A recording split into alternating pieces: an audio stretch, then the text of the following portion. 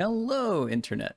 It is MTGO, and today I have lost my marbles with my Lantern Brew. Let me explain.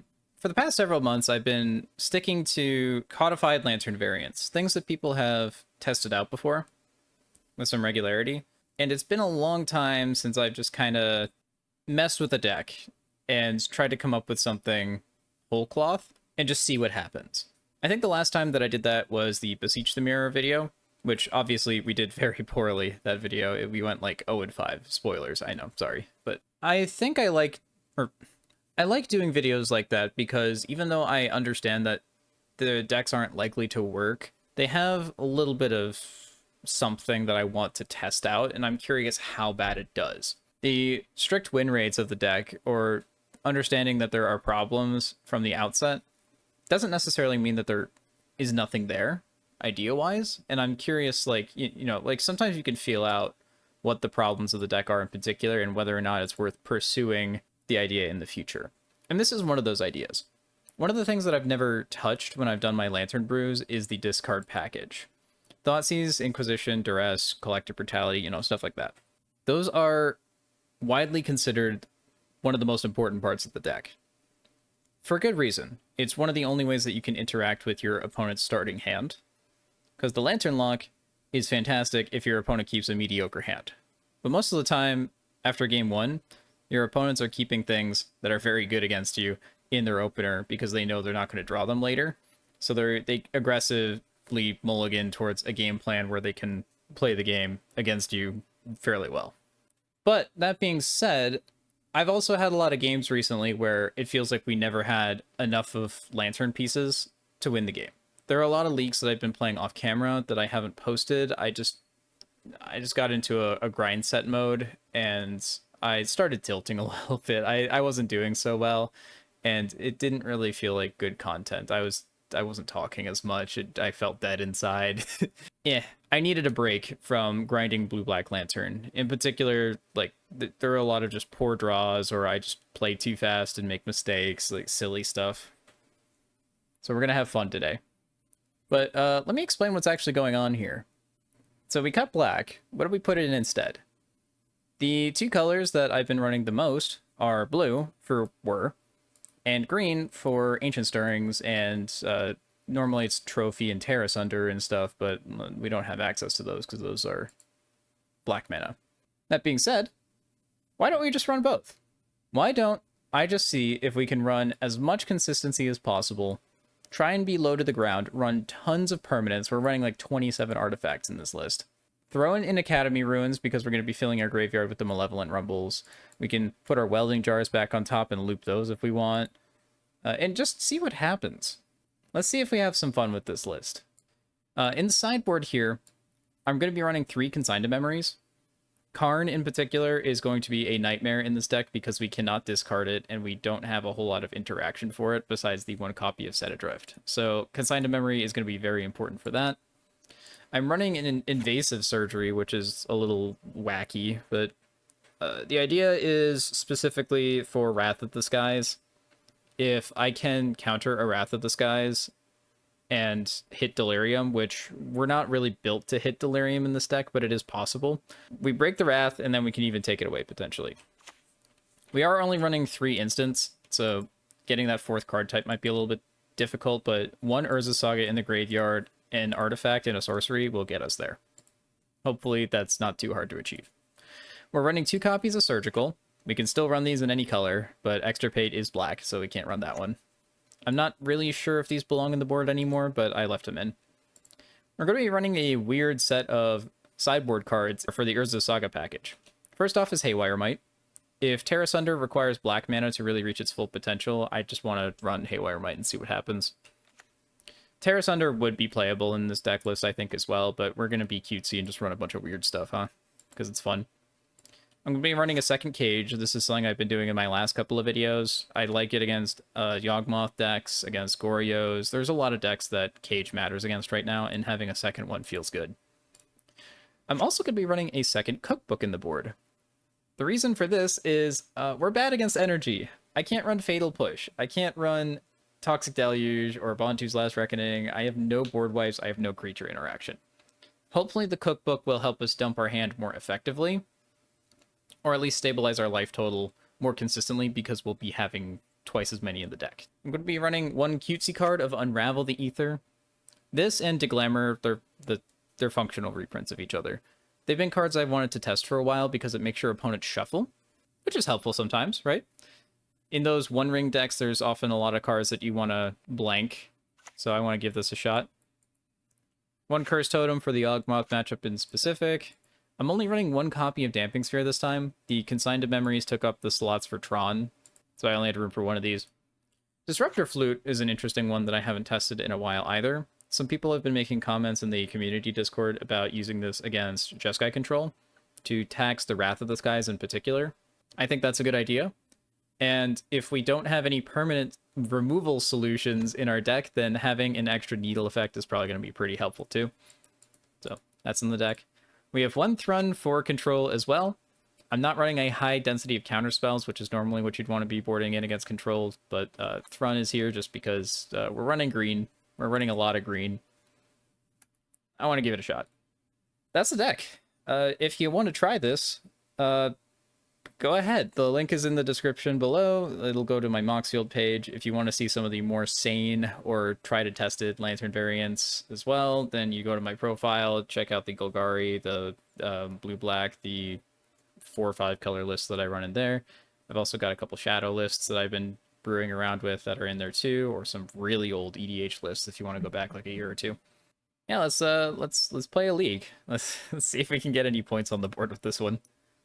One final word that I want to mention is that I expect there's going to be some changes to the channel coming up soon. I finally got the paperwork signed to start a new job, and it's coming up much sooner than I anticipated. I need to move out of state in 3 weeks to be there. I need to start my job in 3 weeks.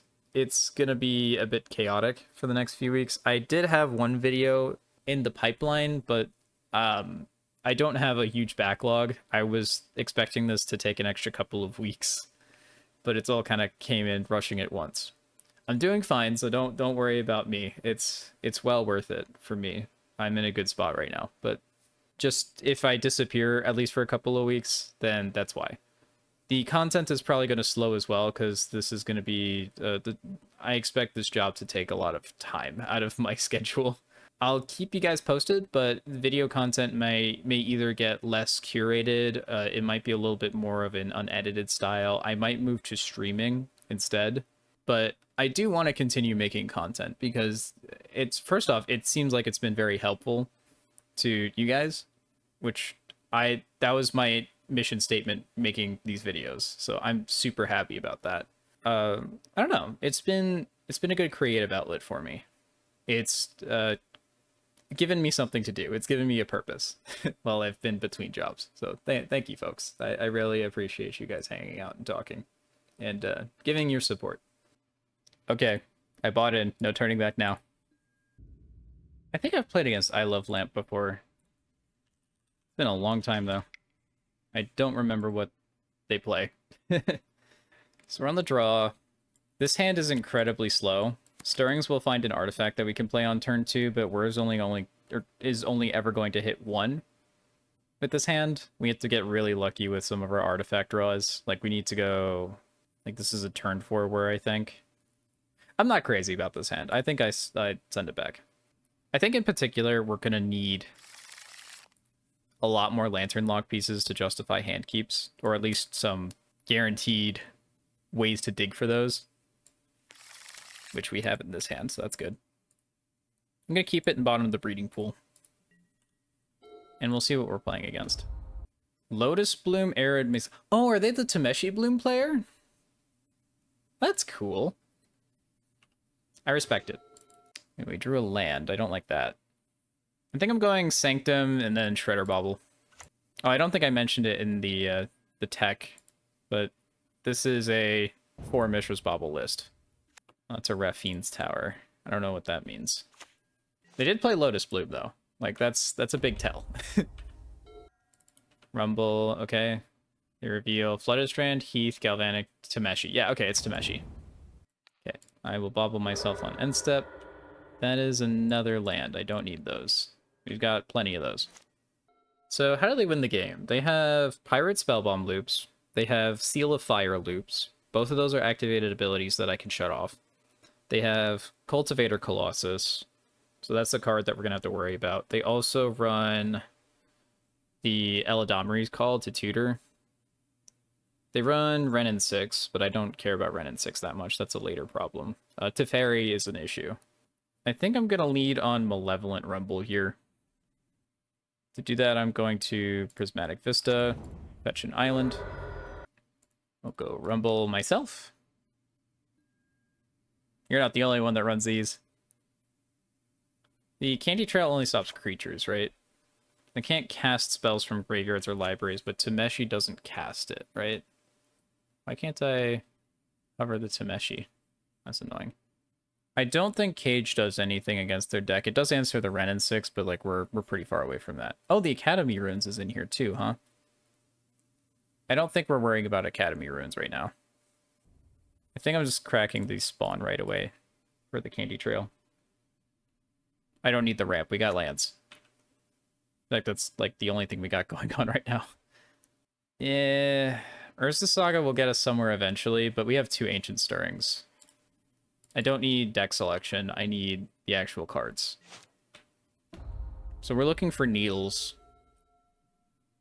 We're looking for a bridge for the Cultivator Colossus. We're looking for... I forget how else they win. I guess Cultivator Colossus just gets really big, right? That's probably how they win. It's just swinging with a big old Cultivator. Bridge is a great draw. The fact that they're running black means that they probably run Leyline Binding, but this deck is especially bad at answering Leyline Binding, so I think we're just gonna slam a bridge here in the face of removal and make them have it. So the most important thing that we need is going to be the Lantern, I think. That's what we're digging for with these stirrings. Okay, they have their Lotus Bloom, so they can pop off. They have Cultivator Colossus mana. That's concerning.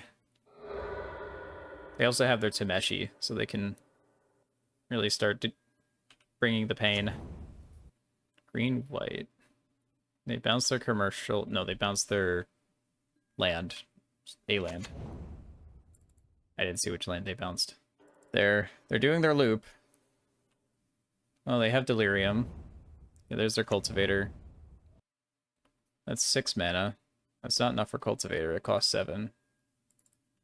Oh, right, but they can just do another Lotus Bloom here. Yeah. Okay. Yep, they scoop up all their lands so they get extra Colossus triggers. Let's watch them do their thing.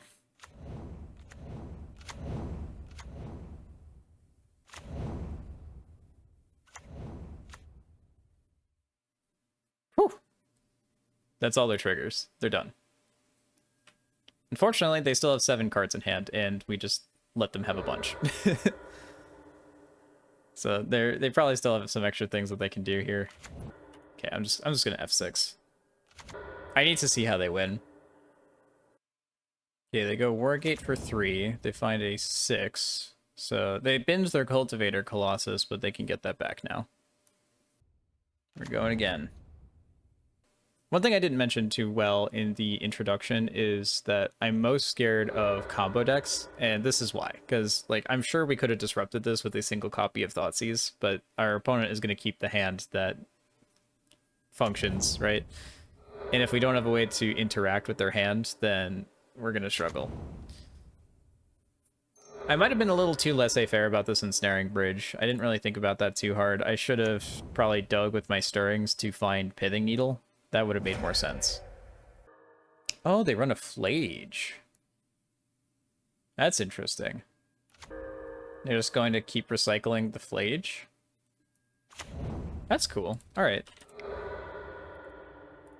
Yeah, they're just going to pick up all their lands, do the Lotus Bloom thing a bunch of times, and then...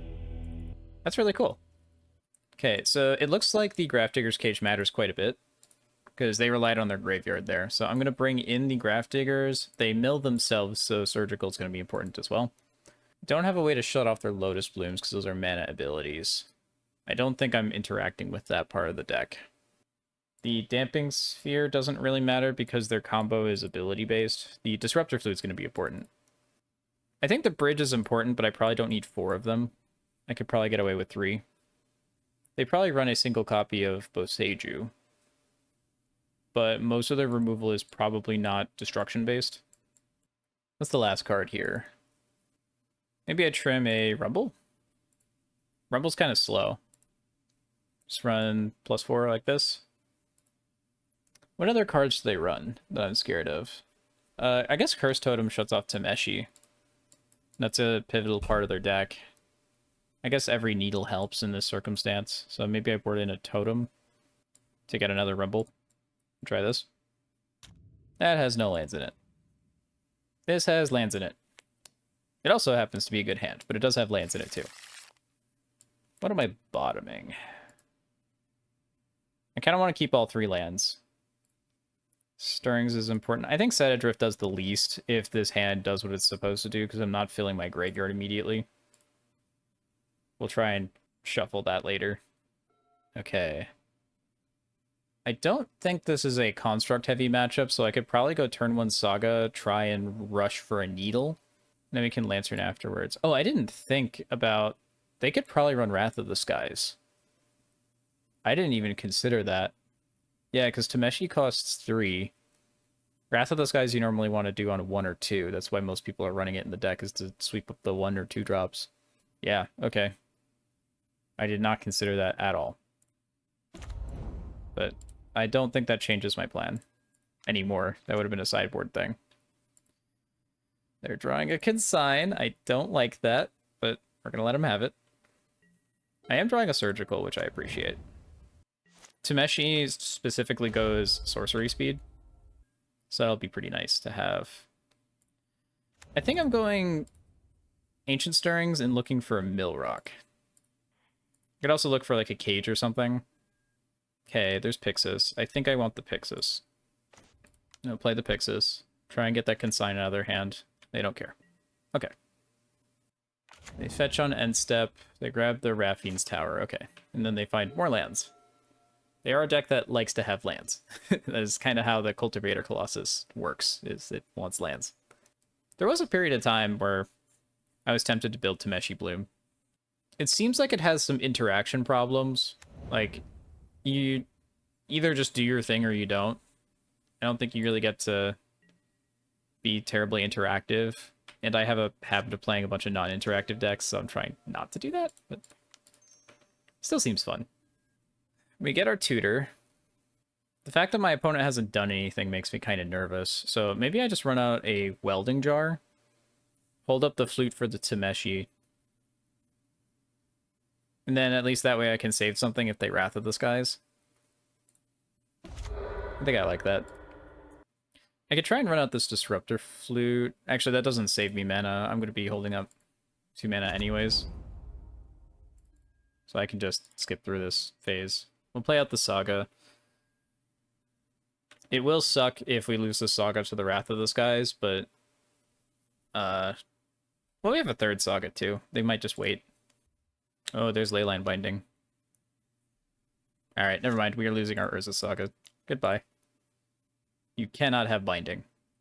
Okay, there's Tameshi. Tameshi's not doing anything yet, so I'm not scared of that until they find a Lotus Bloom.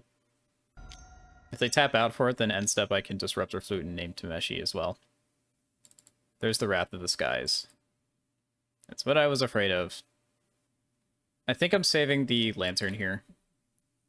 So first off, I'm going to float mana because I want to Disrupt or Flute. Save the Lantern.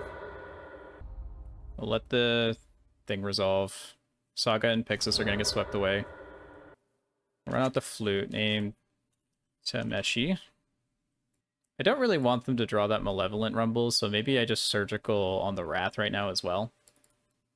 I guess I don't have to do that right now. Oh, well, if they run Force of Negation, they can't do that on their own turn, so I want to do this now. Yeah. Let's get the rest of the Wraths out of their hand. They have 2 Consigns, Tameshi. Oh, they're a 1-ring deck. Okay. Okay, I have snapshotted the deck as well. Yeah, they got a lot of permission. I just spun them into a Leyline Binding. That's bad. At least I can stirrings to go look for a mill rock. Oh no, that's not, none of those are mill rocks. That's bad. Ugh, I'm gonna have to shuffle that binding probably. That one ring is gonna be an issue as well. Shuffle the binding. Upkeep bobble. They found a rumble. Okay. Well, at least Cage might help with some of the rumble shenanigans. Yeah, I played right into the Wrath of the Skies. That was silly of me. I think we would have been fine if I didn't play that second saga. I could have just run out the forest, and I would be in a much better spot.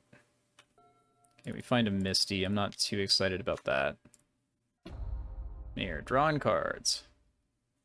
There's the Rumble. Teferi, Binding, Flage, Arid Mesa.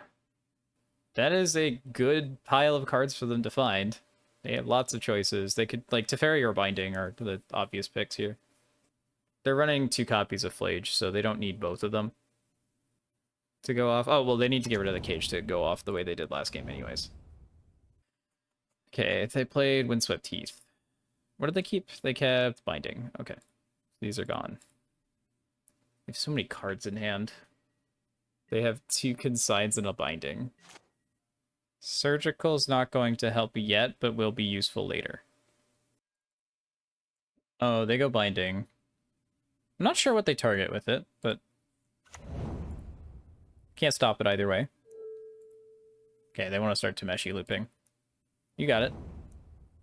Or they probably want to get Tameshi on the table at least. The One Ring. One Ring's doing work. It's probably Tameshi. No, it's Wargate for 0. Okay, they're looking for their Lotus Bloom. Okay. I'll let them establish the loop here, and then I'll go in right now. Yep, there it is. Hit the Lotus Bloom. Cool, we did it. They have 3 consigned memories in their hand. Oh boy. Did they take out the Cultivator Colossus? Oh, no, it's in their hand. I see. So they're tapped out right now. This is my turn to draw a bridge. So we'll do some marginal deck thinning to reach it. Can I get there? Top deck bridge would be probably the best card that I could have. That is not that. I don't think I'm getting through 3 consigns. They're going to slam a Flage next turn. Oh, wait, no, they can't because the Cage is there. And they can't really do anything about that. They have 1, 2, 3, 4, 5 mana, so they have 2 turns before they Cultivator Colossus. Maybe they keep tapping out. Yeah, at any time that I see a weird Dirtle deck that involves artifacts or enchantments in any capacity, I should be immediately expecting that they run a playset of the One Ring. That was a mistake on my part to not consider that. The opponent has 1 more Teferi in the deck, and they can Wargate for that. They have 1 more Wargate in the deck. They also have 2 more Bindings. They just need to answer this Cage, and they're home free. Yeah, okay. Yeah, I'm not gonna make them kill me. I know I'm dead. Like, I see their permission in their hand. No, well. Yeah, I think I misplayed on game 2 there, just throwing all my stuff into a Wrath of the Skies that I identified was likely in the deck list. Okay, that was our warm-up game. Let's see if we can win something on match 2. Okay, straight into match 2. Cool, match 2, we're on the play. Needle, Bridge, and Cage are a good combo. No Lantern Lock means that we're going to probably be flailing for a little while after that, but we need our opponent to answer the bridge, so that's good. I'll try it. This Set Adrift is going to be hard to cast. Opponent's on 5, wow. So mold of 5 like that. I mean, they could just be getting unlucky and not hitting lands, but that probably means that they're like Breach or Storm. Those are decks that mulligan to 5 pretty quickly. I think I'm just going turn 1 Cage. If they're Breach, they don't care. If they're Storm, they are probably pretty pissed off. Oh, it might be Amulet. Okay. Mycosynth Gardens means it's probably Amulet. I might just hold on to this Needle. What can they do next turn? Is there... I don't think there's any other deck that runs Mycosynth Gardens other than Amulet. Maybe there's some weird 8-cast list that runs that. I think I'm just going to run Pithing Needle into the One Ring.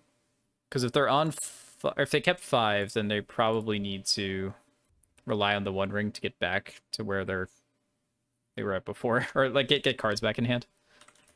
Okay, what's their turn 2? Okay, yeah, it's Amulet. Confirmation. Wow, this is not a good start for them.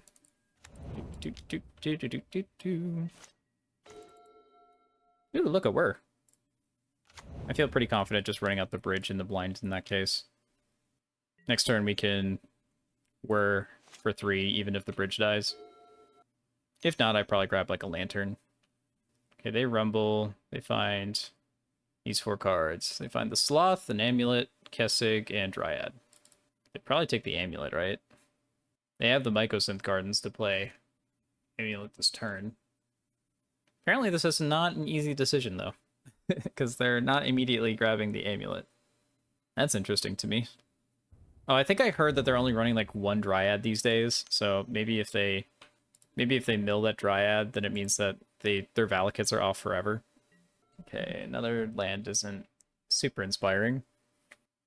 I don't have a Mill Rock to pair with Set Adrift, so I can't get rid of that Amulet this turn. I think I'm just holding Whir up at instant speed, and we'll see what to do from there. We should also note that the Kessig Wolf run is gone, so this Eldrazi spawn is not going to be a threat, at least until they get that back. They held up 5 mana and passed. Well, 4 plus the spawn. I kind of want to Whir for Lantern, just so that I can start policing their deck. I'll Whir for 3 anyways, because it doesn't really matter if I tap these artifacts. We can think about it while it's on the stack. We'll see if they respond at all. Okay. Amulet is copied. So they're probably doing a big setup next turn. They probably have Titan. If they have Titan, then they're tutoring out Boseiju or Odawara, and I can't really choose between the 2 on Needles. I guess I could just bounce the Amulet next turn, right? Like, if I find a Mill Rock? Let's grab a Pixis, I think. Yeah, let's do that, because I have, what, 2 cards that'll be in graveyard? I can pay for it. Yeah, I can get rid of one of those Amulets. Slow them down. And step Pixis. We'll try and eat their tutor package as well with the Pixis. Hopefully that helps us later. Ooh, Urza Saga's a good draw. We'll play that out. Always happy to see a Saga. We'll bounce their real Amulet. I'll keep the Whir in the graveyard in case we need to Shredder it back later. Pixis. I guess it doesn't really stop their Titan combo anyway, but like... Or they can still play Titan this turn, but it stops them from doing super heinous things with the Titan. There's the Titan. Oh, it's a One Ring. I don't care about that. You can have that one. I forgot to put an Odawara in my deck. That should be in my deck. Absolutely. That's a mistake. Whoops. Well, I found a Rumble. I'll take the Rumble. I'll take the Shredder. I'll play the Shredder. Then I can crack this to look for a Lantern next turn. I have a lot of mana. Just Simic things. Accidentally having tons of mana. They found another Amulet anyways. Okay. But... Okay, they're just chaining rings together. That doesn't matter. Yeah, they can have protection. Go to end step. I might as well make a construct while I'm here. I will mill myself in case we hit a Lantern, then I can Shredder for that instead. Oh, look at that. Cool. I don't have to spend Whir mana to get that back. Oh, well, I could also just Saga for 1. I didn't think about that. It's probably a good idea. Yeah, I should just look for a Lantern with the Saga trigger. Run out of Talisman. Not that it really makes a difference.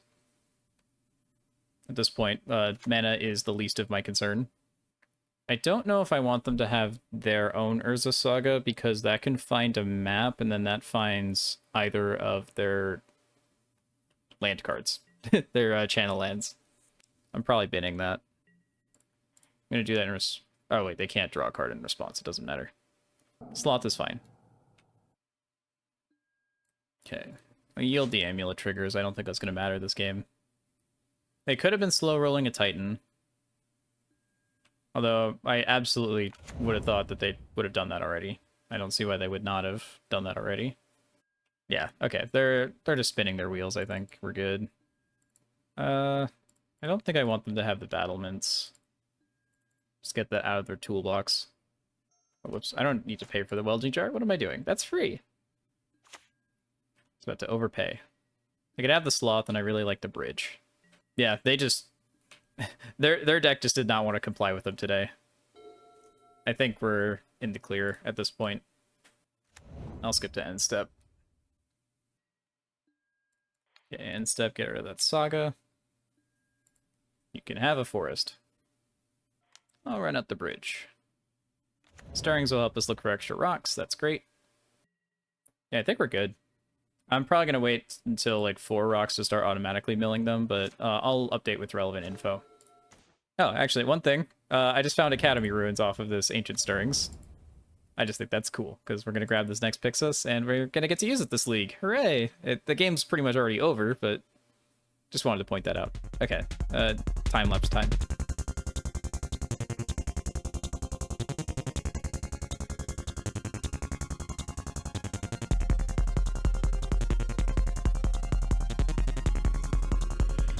Okay.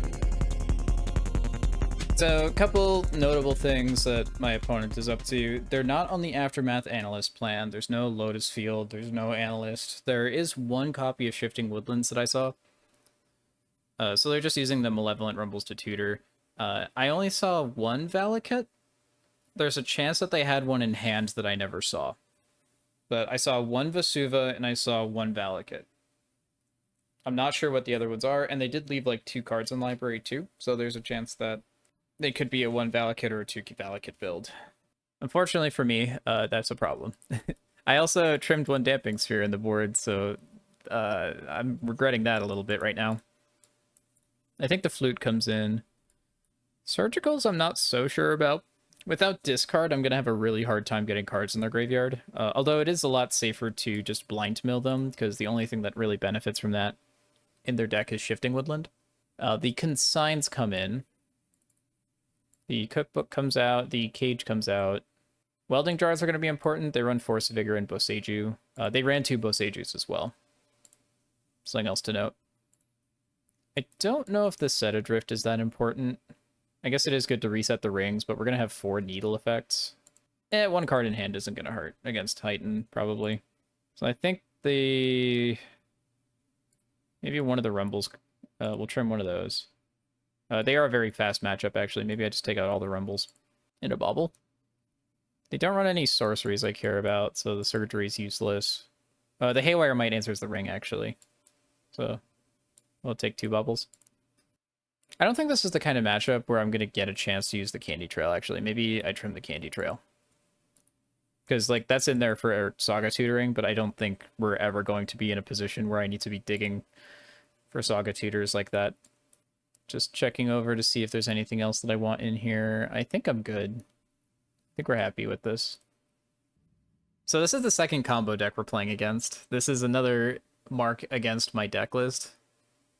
I would really love to have Thoughtseize in these matchups. Although, notably, Amulet does pretty well against Thoughtseize because, especially like if I'm on the draw, because they could just turn 1 Amulet and then the rest of their combo is basically just lands. Yeah, I'm shipping that one. That was, what, a 4-lander? I don't actually even remember what that was. I wasn't happy with it, though. This is much better. The mana's a little weird. I think I'm bottoming the jar. I go like turn 1 Stirrings, turn 2 Saga Shredder. Or we can see what I Stirrings into.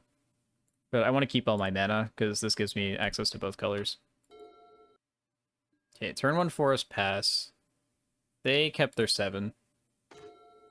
Second bridge is important, because this telegraphs to me that they didn't keep an Amulet-centric hand. They're probably keeping something more like Force of Vigor, Boseiju-centric. Maybe it's a 1-ring hand. But this is not something that I am comfortable sitting on a single bridge with and winning the game that way. Wow, 5 hits off of Stirrings. We get lots of options here. I think I'm taking the Lantern, right? I think the Lantern is the most reasonable choice here. So next turn, I think I'm playing the Island. I don't want to run Force or Saga into Force of Vigor. I want to be able to make them say, like, oh, I want to hit your Lantern lock, right? Okay, turn 2 Rumble. They hit Valakut. Valakut's a problem, actually. Oh, I boarded out the cookbook, so Valakut's a big issue. Oh, no. Okay, so I need to find a way to keep them off of Dryads. Okay, that was a massive oversight on my part. They chose Valakut. Yeah, that makes sense. Good news is that 2 of their other Malevolent Rumbles are gone. Okay, Lantern. I do have removal for the Dryads as well. Vesuva copies the Valakut. I don't like that one. I don't like my land on top either. We have enough of those. Okay, no Vesuva for you. We gave him a ring. I might just... Yeah, I have to run out this Saga next turn. I can't keep waiting. Good news is that I can make their choice really awkward because I'm going to be slamming a bridge next turn, more than likely. There's the ring. Yeah, and they get to keep that amulet as well. They have a second ring on top. That doesn't really matter at this point. I think I'm milling myself here. Let's find some action. Nope, we're going to find a land. Just kidding. Damping Fear is going to be important later. I will slam a bridge for now. They have a Titan on top. Yeah, they've drawn all their combo pieces at this point. No hand removal is going to make this very bad. Next turn, I think I slammed the Damping Sphere. I'm going to hold on to this bridge, because if they have Boseiju or something... Well, they have Titan. They're going to have Boseiju soon, no matter what. You know what? I don't recall seeing an Odawara last game when I was going through their deck. It might have been in the bottom 2 cards, but maybe I can operate under the assumption that they just doubled up on Boseijus and didn't run Odawara. I'm going to have to take some liberties this game. That's probably one of the liberties I'm going to have to take. Oh, also something to note, my opponent found a Dryad of the Elysian Grove.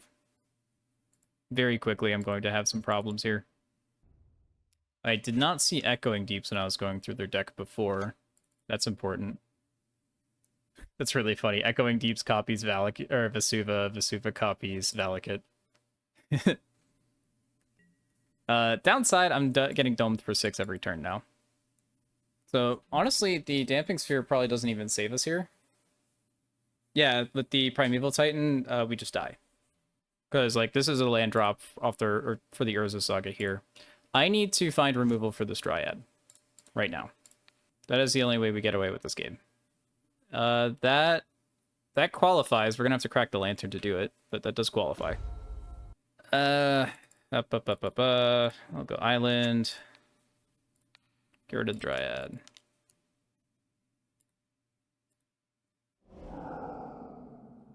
This is a really weird way to do it, but... Okay, it's gone. That did not solve the One Ring problem. And assuming that they draw a land, which they have to, like, they play a Titan if they have a land. Okay, I have 6 through this turn. They made me mill them out, so I make them combo out and kill me. It shouldn't be too hard with the Valakuts, but... Actually, wait, no, the Valakuts are shut off, just kidding. They do run a playset of Dryads, so they probably did find another one, but they do have to have a Dryad to make that work. Sorry, I went off the... I got distracted. I'm going to make them kill me, basically. It's not like Amulet is a super time-efficient combo, so if they're going to make me try to play out the Lantern lock, then they can have fun with their timer, too. They're even on time with me right now as well. It's going to be lots of time lapses in this best of 3. I'll skip if they have anything relevant. Okay, quick info right here. It looks like the opponent has the second Valakut. So they're on 2 Valakut, Echoing Deeps, and Vesuva. So they're a very Valakut-centric build. I definitely need to know that going into the next game.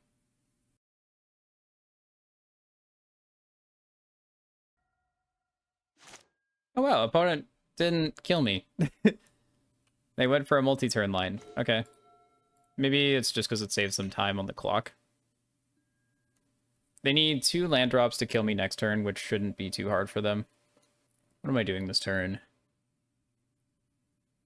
Is there anything I can do to stay alive? I'm gonna guess not. I could get rid of their One Ring to prevent them from drawing extra cards. The Haywire Might doesn't hit the Dryad, unfortunately. Might gains me 2 life. That doesn't change the clock at all, but, you know. It's funny. I'm not going to think super hard about any of this. I just need to kind of go. Oh, I targeted the amulet. Whoops. Well, okay. That's not what I was supposed to do at all. You can tell how much attention I'm paying to this game, yikes. But I was saying that I wasn't having good content coming out in the past week or two. This is part of it. I'm just kind of spacing out and, like, not paying attention to what I'm doing. But, okay. Back to F6. Okay, there's the 2 land drops. Opponent played Kessig and Boseiju. They revealed their hand? That was nice of them. So they had a second Boseiju, they had more rings, they had another Dryad. Okay, so yeah, even... I'm gonna suspect that they already had that Dryad if we popped the ring. Or... I don't know what I'm saying. We were dead there. We were very dead. Yeah, unfortunately, I don't have a lot for this matchup. The surgicals are still tempting, but I don't know what to do with them, honestly. Like... Opponent is going to grab Valakits at all costs, I think. They understand that that's a very powerful card that they have in the deck. Cookbook buys me time against one Valakit, but they probably have more. Yeah, I'll throw it back in. Take out another Bauble. Okay. This is a keep. I'm probably going turn 1 Ancient Stirrings, turn 2 Damping Sphere. And then I can figure out what's a Needle from there. This buys us some time. I think I want the Shredder over the Cookbook right now, just so that we get closer to a Lantern Lock. No bridge makes his hand a little tough, but hopefully Saga will bail us out there a little bit. Okay, they have turn 1 Vesuva. That activates green mana for them. That means that they're probably relying on a bounce land next turn, so hopefully the Damping Sphere helps with those. Opponent has paused, so they probably have their Force of Vigor. There it is. Yikes. Okay. That's a lot worse for us. That's probably the reason they kept the hand. Hi, Amulet. I don't think I play around Force of Vigors anymore. I'm thinking in my head, like, should I have played around that? And I think the answer is no. Like, most Amulet lists that I've seen recently are on, like, 1 Force of Vigor. If that. So I think I'm comfortable just saying you need to have this in hand and force them to have it, because like, especially because I don't have anything. I need a fast lock. I need a lot of things to do very quickly in this matchup. I need things to go right. I don't mind just slamming all my stuff on the table and saying deal with it. Opponent has a Dryad. Okay. So they have 2 land drops this turn. Did we see? I wasn't paying attention when they were doing their turn. Do they have a second bounce land? They play Gruul Turf. What was their second land drop? Oh, they have Vesuva and Gruul Turf, so they can... That's their second bounce land, basically. Okay. I'm trying to figure out if I put Damping Sphere back on top of my library. I think the answer is yes. Oh, wait, I can't do that. I don't have the mana for it. Just kidding. We'll do that next turn. I am going to Needle the One Ring. They only have 2 cards in hand, so they're running out of stuff to do, thankfully. End step, I can do a Bauble. Here, I'll skip the end step. Okay, yep, you're gonna have mana. Opponent is doing their thing. So they can Titan this turn, which they do. They probably grab Handwire Battlements and about, or like Valakut. Hey, look at that. I'm playing against enough Amulet where I'm starting to piece these things together, huh?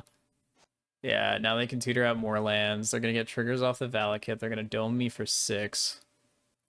Or 8, sorry, because they have the Dryad. So I'm going to go to 12 minus 6. So I'm going to go to 6. And I think they only played 1 land this turn. So I'm probably dead this turn because they can tutor out a second Valakut. Oh, wait, they have Vesuva in hand, too. So that Valakut is just going to be, like, crippled. Yeah, Shifting Woodlands is a bit weird, but I don't think it really matters, honestly, what they play. Just any land. Oh, that didn't trigger? You have 5 other mountains. Oh, okay. They need 6 lands. Sorry. Things are incredibly bleak, but I'm not dead. That's a bridge. They just need to play 2 lands next turn. I know they have a Vesuva. But if they don't have that, then I'm okay. For a turn.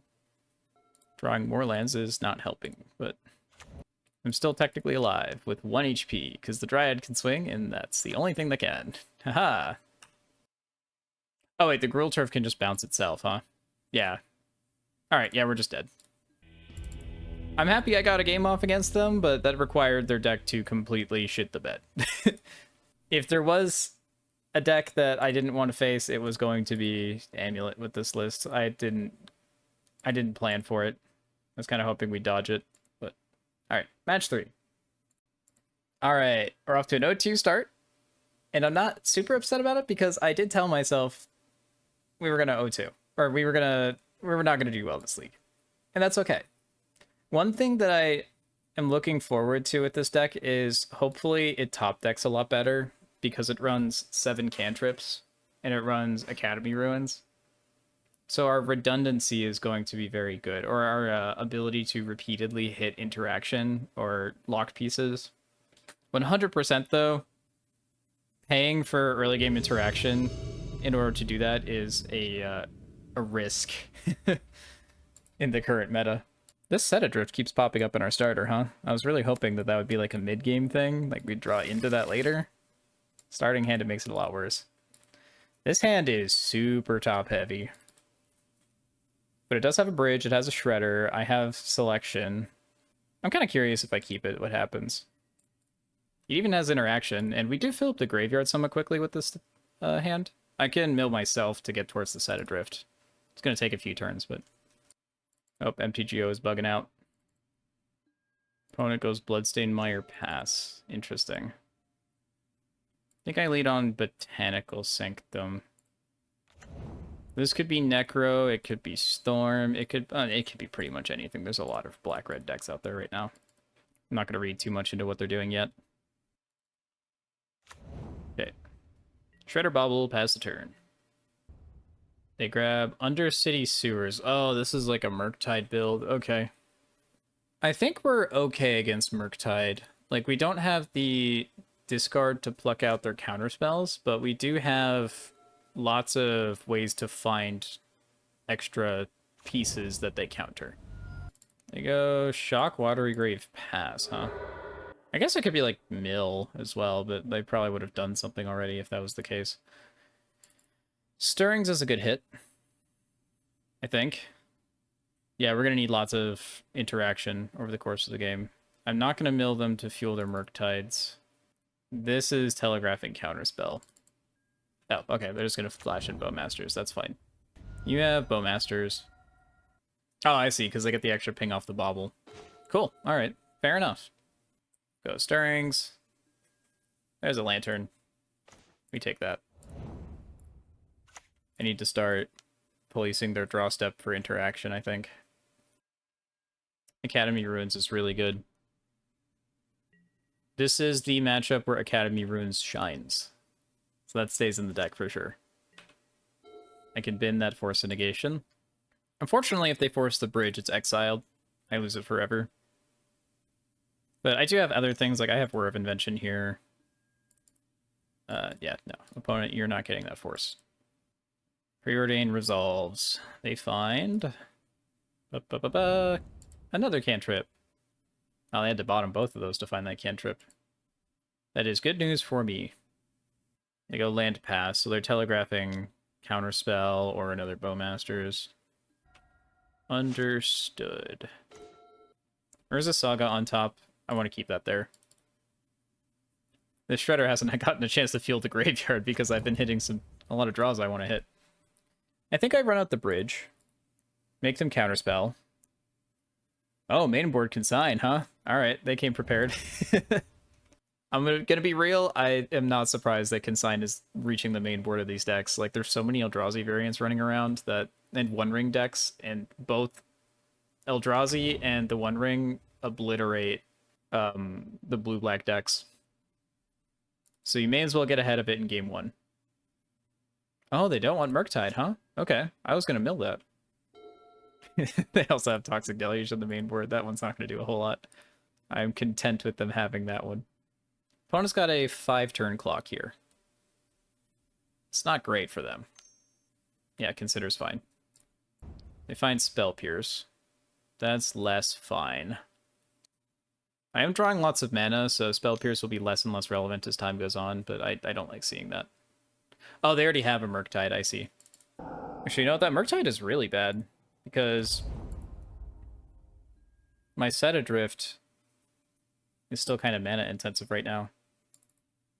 Well, you know what? Spell Pierce, if I can hold up 2 mana, I have 3 cards in my graveyard. I think I can set it up so that the Set Adrift works fine here. And I know they have a Scalding Tarn on top as well. Well, I guess they can shuffle that away, but their top card I don't care about, so putting something on top of that top card, I'm cool with that. I think I still draw this Urza's Saga, though, because I need to answer these Bowmasters somehow, and if they have, like, 2 more counterspells in hand, or, like, another counterspell beyond the Spell Pierce, I'm going to have a really hard time resolving a bridge in time. I just don't know if I play it this turn, is all. The fastest way for me to get 5 cards in my graveyard is Prismatic Vista and then Shredder myself. And then I can Set Adrift, delve away my whole graveyard, answer the Murktide. My bridge will disappear, but I have more of those, and I have Whir in hand to deal with that later. I think that's fine. I'll crack the Vista. Grab the island. I don't care about milling my own Talisman. Oh, wait, you know what? I don't have to... I can hold up 2 mana. I don't have to go 5 cards, because I can still hold up 2 mana for the Spell Pierce this way. 1, 2. 1, 2, 3, 4. We leave bridge in the graveyard this way. I just realized, though, if they... Yeah, I should have gotten rid of the bridge. You know what? Because if they Spell Pierce this, I have to tap out. Pixis doesn't work anymore. I can't play the Pixis out. Hopefully they don't. Hopefully they just let this happen. But they could also just Spell Pierce this Pixis. But now I'm going to have to crack the Lantern, which is a problem. Yeah, I think I missequenced that. I think the bridge needed to leave the graveyard. Wow, they let Pixis resolve. Okay. That is extremely good news. Never mind.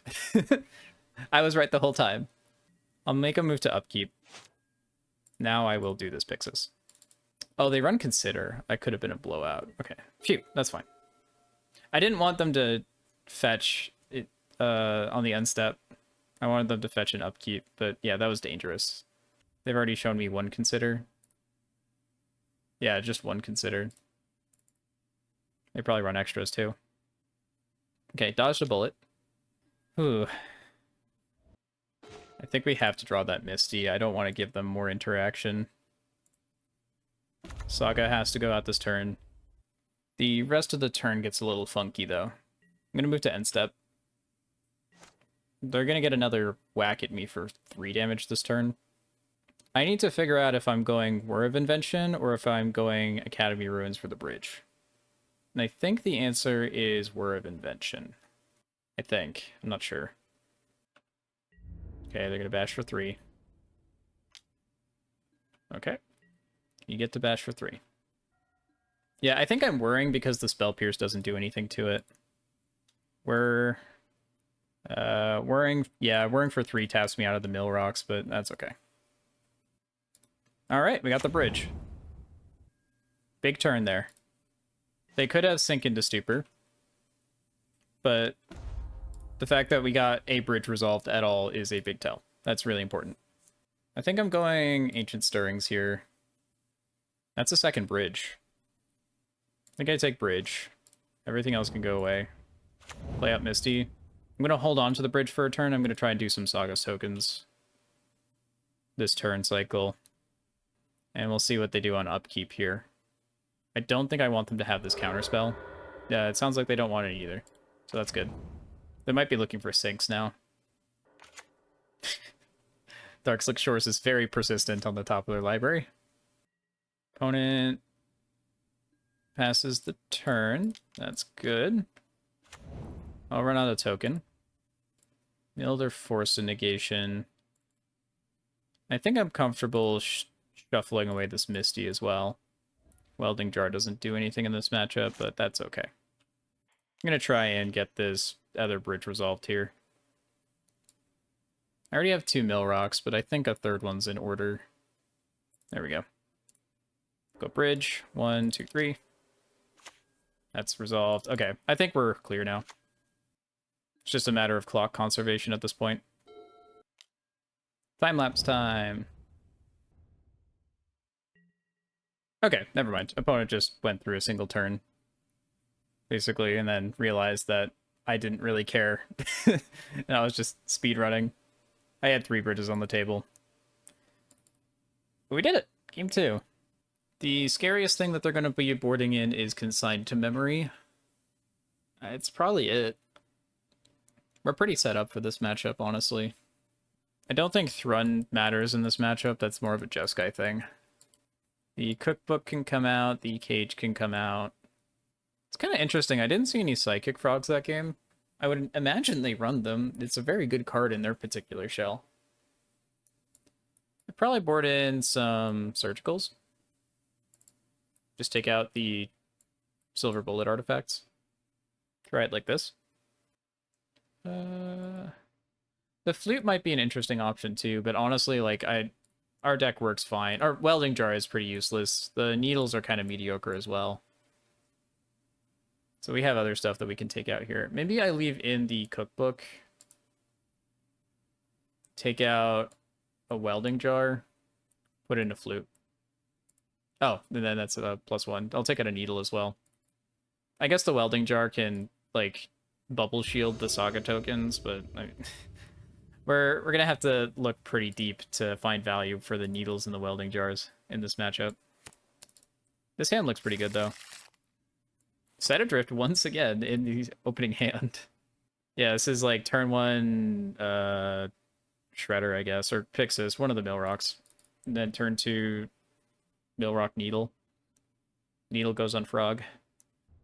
Opponent goes Delta Pass. Makes sense. Okay, I will go Yavimaya Coast. I think I start with the Shredder. I don't think I want the Shredder as much as I want the Pixis. So if they want to Spell Pierce, then I want them to spend it on the Shredder. I guess I could have been cute and ran out the turn 1 Needle, see if they were paying attention, put it on Polluted Delta. They are a deck that runs 4 copies of Polluted Delta, but we missed that boat. Yeah, that probably would have been fine. But I think I want to Needle the Frog, though, honestly. That's realistically speaking, that is the more useful option. Because we run Academy Ruins, I'm going to mill myself. Well, we put a bridge in the bin. Whoops. We'll hope that doesn't come up later. Go Saga. I'll go Needle. I will name Psychic Frog. Run out of Pixis.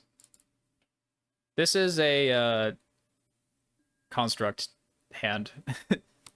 So far, they haven't played anything. They might have Bowmasters that they run out. Oh, not even. That's good. So, Murktide's a little scary, but I guess we have Set Adrift for the Murktide. Looks like they're fueling the Murktide here. Yeah, actually, I could try and turbo out Set Adrift here if I need to. This will be, what, a 6/6 Murktide if they crack the fetch? Okay, they're not doing it yet. So end step, mill myself. Find Misty. I'm not going to Pixis. I don't really care about taking one-ofs out of their deck. Okay. Botanical Sanctum. Oh, I should play at the Bobble. Whoops.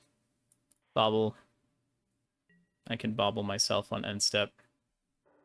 End step, they Surveil. It looks like they kept a very slow hand that's reliant on Murktide, because they haven't played anything but cantrips. Oh. Okay, they play out Bowmasters. That's fine. So I'm less incentivized to crack my Bobble. I might still do it anyway, but I'm less willing to do it. They go Preordain. You got it. They did keep a card on top. This would be a big Murktide. But 7/7 Murktide? Uh-huh. 7/7 Murktide, yep. Come on, swing into me. Ah, almost got him. In the face of Murktide Regent, or in the face of Bowmasters, I think I'm just going to Bobble anyways. I am going to shred myself, though, no matter what. I don't want to be tempted to keep that card on top. Oh, it's another bridge. Okay. What's on top? Don't want the Needle. Does fuel my constructs, but I don't think that's that important right now. Make a construct. So Bowmasters is going to ping us because we were trying to cheat on cards. Fair enough. Okay. So I either only get one construct and try and kill this Murktide Regent now,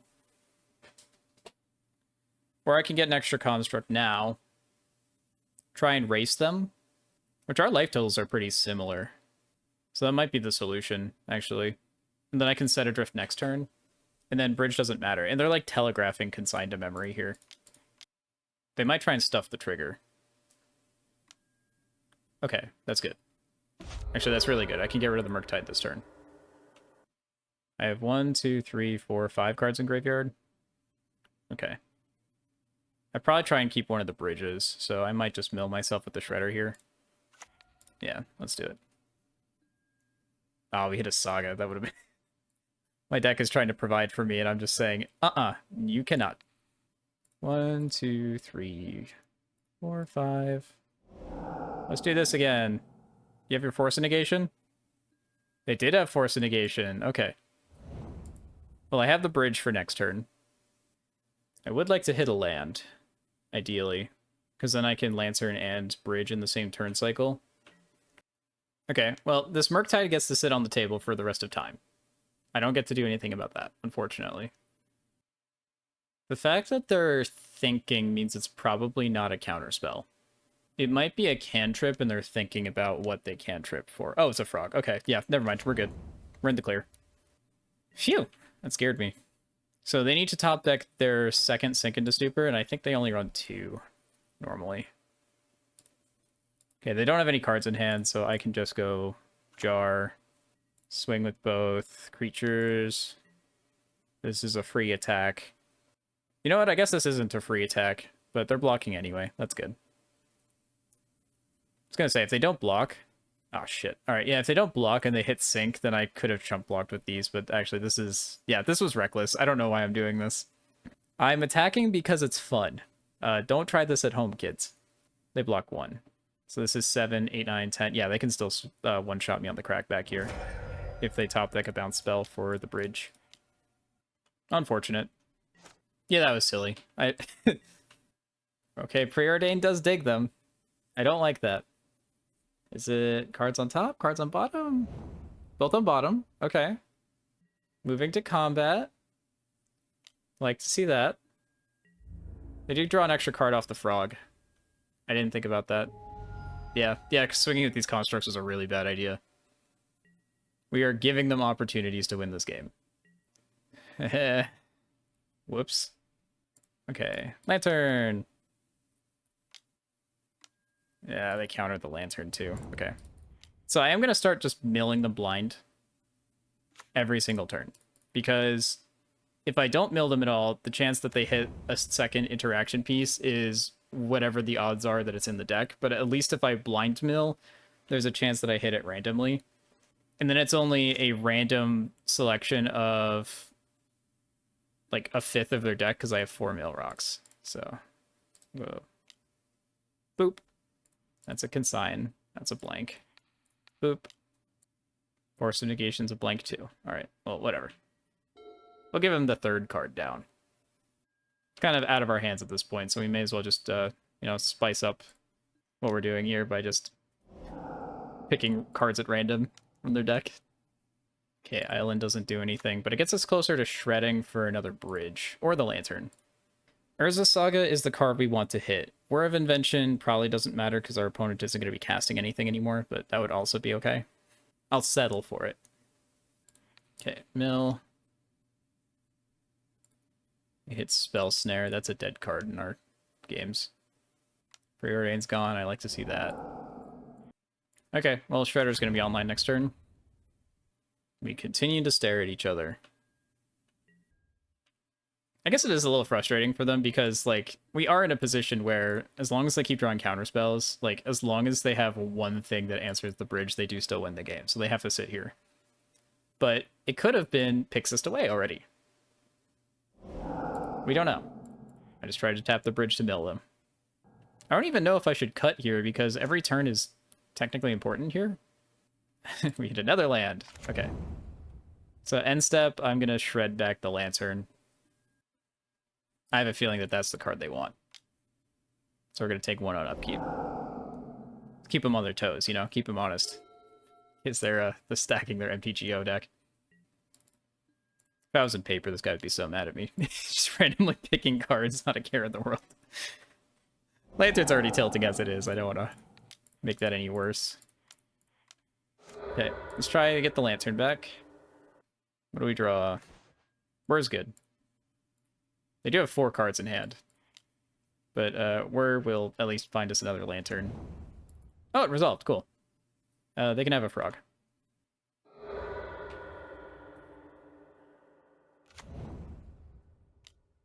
Frog is still on top. Oh my god. Every time they shuffle, their top card is incredibly persistent. It's kind of crazy. How many bridges do we still have? 1. We have 1 bridge. Opponent plays the frog. Okay. You may play the frog. Fatal Push? Alright, they left those in the deck. Oh, for the constructs, that makes sense. Okay, so basically, we've made them tap out. Like, they saw that we still have a card in hand that we haven't cast, so they're just trying to get something through right now. 1, 2... Oh, wait, hold on. Regenerate the construct. Haha! I didn't need to do that. Actually, hold on. The sequencing would have been better if I did Whir first, and then I regenerated the construct. So, whoops, my bad. 1, 2, 3. This is going to tap anyway. 4. 1, 2, like this. All right, Whir for 3. If they have Force Blue, then... Okay, they don't. Second bridge. We keep our construct. We're in combat. This should be the game. Hey, look at that. Okay.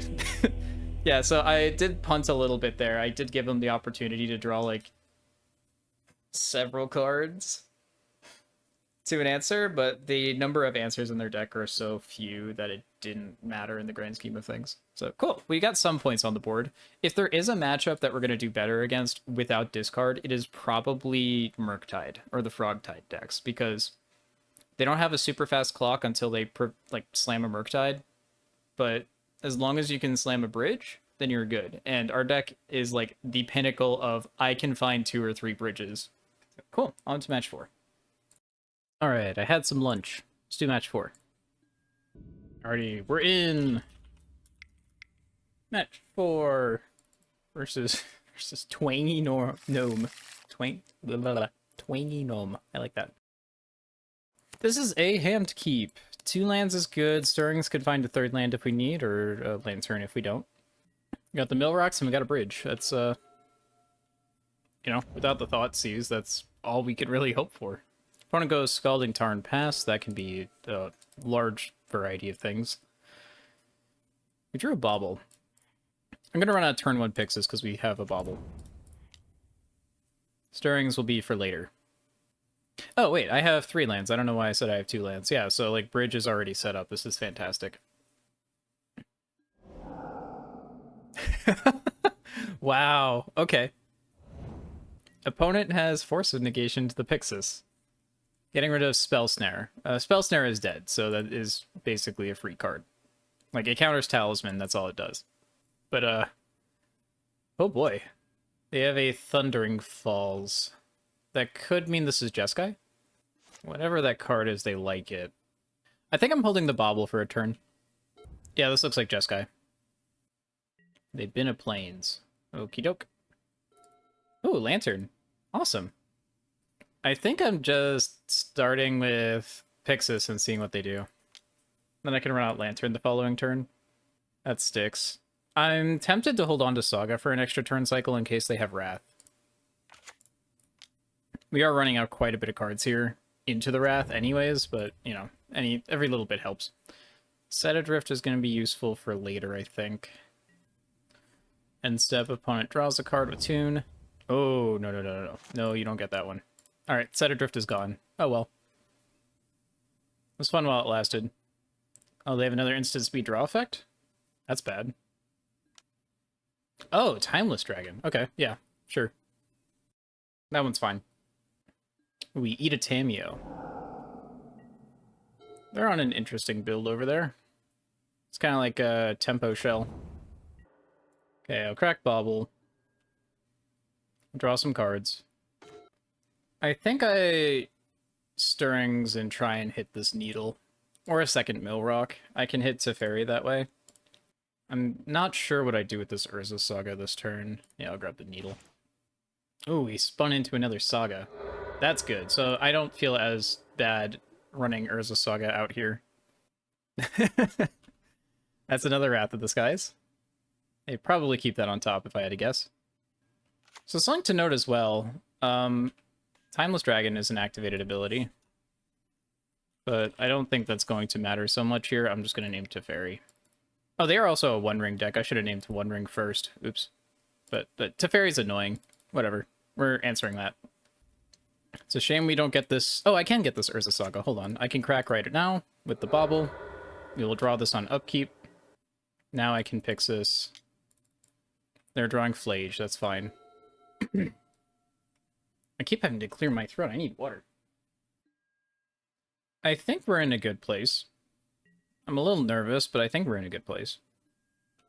They're not interacting with any of my stuff right now, so I think I'm just going Urza Saga tokens pass. I'm not sure what they're holding up mana for. That makes me a little nervous. Okay, we'll let opponent draw Galvanic. They run out Flage. Okay. Flage is fine. And they pass the turn, so they're probably going for Counterspell line, if I had to guess. Instead, Saga. I'll pop the Bauble again. More cards we have in hand, probably the better. These talismans are a big liability with Wrath of the Skies, unfortunately. Okay, opponent discharges the token on end step. I'm happy with that. They did play at the Sacred Foundry. I think they still have one unknown in hand, right? Pretty sure. Oh, we have a third Saga. Hell yeah. Alright. Love to see that. Do I grab another Mill Rock, or do I grab a Needle for the ring? I think I just grab another Mill Rock, because they would have probably played the ring by now, if they had one. Okay, I'll run out the Talisman. Pass the turn. I'm pretty sure they're out of gas. Like, I think they just need to rely on their Flage right now. They have a Tamiyo on top. Opponent is doing another Flage? No, Timeless Dragon. Okay, that's fine. I'm not super worried about Timeless Dragon. End step, I will mill their Tamiyo, though. I don't like that one. You know what, if they're not running... Or if they're running Tamiyo, they might not be running Teferi. Do I run out the Whir and potentially run into another Wrath of the Skies? I don't think so. I think I just hold on to the Whir just in case. We'll just go like this for the extra point of damage. They're not blocking either. So I think that's promising. Like, I don't think they would have done the Eternalized line if they had the Wrath of the Skies. They probably would have done, like, Wrath of the Skies right away. I don't know. You know, we don't need to Whir right now anyways. They're just hitting lands. That's double white tapping. That's double red tapping. So they're probably running out Flage. They're just trying to chump block. Okay. That's a Flage. So we might do an aggressive Whir line next turn. I think what I'm going to try and do... I could hold up a Whir. Like, if I draw this Prismatic Vista, I can make one token. And then I can Whir for Welding Jar and keep one of these constructs alive. Okay, I'll do this. 8/8. I think I grab the... I could grab the book just in case. Just for the funsies. It's not like that's going to stay in our deck anyways. Oh, I don't even need to regen any of these things. Swing with the constructs. They need to chump block once. That's fine. Your move, opponent. What you got? Okay, they do run Teferi. They flooded out pretty hard this game. Oh, they have a second Flage. Did I mess up? It's 4 or 5 cards in graveyard. They need an extra card in graveyard. I should have grabbed a... Oh, I can crack my cookbook and gain 3 life at any time. Phew. I thought I might have punted the game here, but I don't think they have enough cards in graveyard to bring Flage back. They can fetch once. But that's not enough cards for Flage. I'll let them get in for 4. Maybe they have another Flage in hand. I'm just gonna do this now. Get rid of the bridge. Eat my food right now, so there's no weird stack shenanigans that can go on. Okay. Wait, when they draw their next card post-game, I can see the card that they draw? Really? Well, they showed me that they have the One Ring. That's good to know. Like, I expected that they have that, or suspected that that's something in their deck, but still nice to know. These 4 cards are coming in. That's our control package here. I know 1 cage should stay in the deck. I don't know if I need both. Welding Jar is here in large part for this matchup. The cookbook is probably not necessary. The talismans I feel kind of mediocre about. I might trim 1, but that is our mana. We're running 21 lands. That's pretty low. I think I keep the talisman. This deck is slow. Our games are going to go a little bit longer, so Candy Trail is going to be better. I think I trim baubles here. Oh, Disruptor Flute should also come in, and then I can trim the last bauble. There, that looks clean. I do kind of want the Surgicals, but I think we should be fine with the amount of disruption and longevity that we have in this deck. We'll make do without them. Huh. This can establish a turn 2 lock if Stirrings finds a Lantern. Academy Ruins is going to be good in the long term. I think I can keep better. If this was 6, I'd be happy, but I can probably mulligan this and find something better. Yeah, this is better. I bottomed the island here. This is the kind of hand that I want to see. Looks like they mull to 6. Gotcha. Turn 1 Lantern. Let's do it. Force of Negation. Ah. Okay, we found a bridge too. That's important. Their turn 1 Force of Negation on picks this last game was a little funky. Opponent surveils. They find a Flage to bin early. If they want to. I imagine they want to, yeah. They find another land. Timeless Dragons on the top of their library. I have a Pixis if I want to get rid of that. I don't think I do, though. Opponent taps a Plains on their turn. Oh. They're going to Pending the Lantern, huh? Do I want to make anybody shuffle? I would rather have the Lantern in the graveyard for Academy Ruins in the future. I don't really care about their Timeless Dragon, though. Like, I'd rather them have a clock. Yeah, they can have it. I want my bridge. And their Timeless Dragon is probably fine on top. I think I'm going to lead on Stirrings. Or you know what? Let me see what they do with this Pixis. They do nothing. Alright, so now that we've resolved a Milt Rock. That is an Academy Ruins. That is an Urza Saga. Oh, there's a lot of good stuff in this pile. So if I grab Welding Jar, then I'm better against Wrath of the Skies. If I grab Academy Ruins, I'm better against Counterspell. If I grab Saga, I'm better against Counterspells. Flute is for Wrath of the Skies. The fact that they went Pending on my Lantern makes me think that they don't have a Wrath of the Skies, so I probably play against the Counterspell-centric hand. I think I take Saga if that's the case. Or Academy Ruins. Academy Ruins is slow right now, though. That's like a mid-game thing. It would have been nice for me to fire this off this turn. Whoops. I'll let them keep their Timeless Dragon. I'm not too worried about that one. Did have to think about that. I might have considered Academy Ruins if I did pop that Lantern. I can at least shuffle it back into the deck with the Misty. Opponent's not holding up double blue. Alright, I'll Pix this end step. Oh, cool, Welding Jar. Hello. Let's see what they do against the bridge then. Or you know what? Welding Jar first. That way they can't do like a Wear Tear or something. I don't think they run those. Okay, we are able to save the bridge to a Wrath of the Skies on... Oh, well, they don't have... Well, I guess they have energy cards that they could play, like Tune the Narrative, but... Alright, they're doing a Timeless Dragon line. I am happy with that. Now, the downside about this Ensnaring Bridge is that I can't clock them with Constructs as long as the bridge resolves. which is unfortunate, but it tutors for a Lantern at least, so we'll get somewhere soon. Soon enough. Aw, Charmaw. Okay, never mind, Saga's gone. Bye, Saga. It's a shame Welding Jar doesn't regenerate enchantments too, huh? Oh, Whir of Invention's great.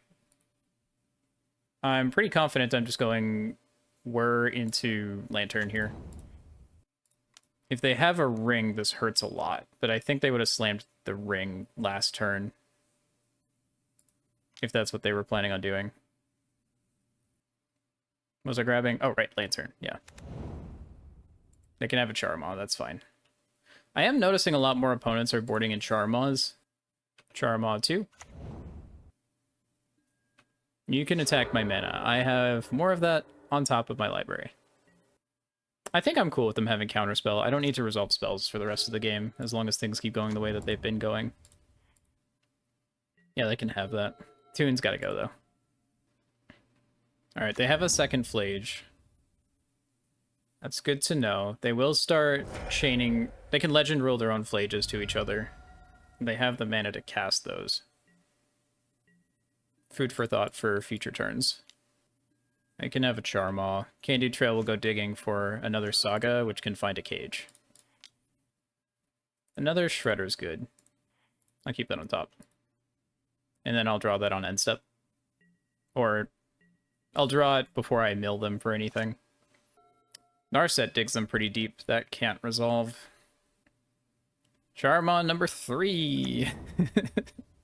Hello. Yeah, I need to do this for my mana. There's my cage. We only have 1 mana up. I only have 1 cage in the deck. Huh, that's going to be interesting. They could probably consign my cage. Alright, well, Codex Shredder resolves. Grafdigger's Cage probably doesn't resolve. Yeah, okay, that's fine. They still have something to do on their turn, but things aren't looking very good for them, because I have 3 Mill Rocks and a Welding Jar. What is that last card that opponent has? I can't remember if we know what their other card is. If it's a Wrath, it's pretty good, actually. Oh, they're just doing Flage. Yeah, that's... I don't care about that. We'll go to end step. Okay. Yeah, they would have run Wrath of the Skies out by now, I'm pretty sure. Opponent fetches in response to the... Oh, yeah, okay, sure, that's fine. Whatever. They're just fetching around the needle. Love to see that they're binning their own counter spells. Because that means that they know that they're not in a good position for controlling this game anymore either. They're pretty desperately trying to look for things that are not creatures. And the way that they sideboarded, they're pretty reliant on creatures. We're going to draw a 4th Mill Rock. I think I can start milling them pretty comfortably. Yeah, I don't care. I'm just milling stuff now. Let's close this game out.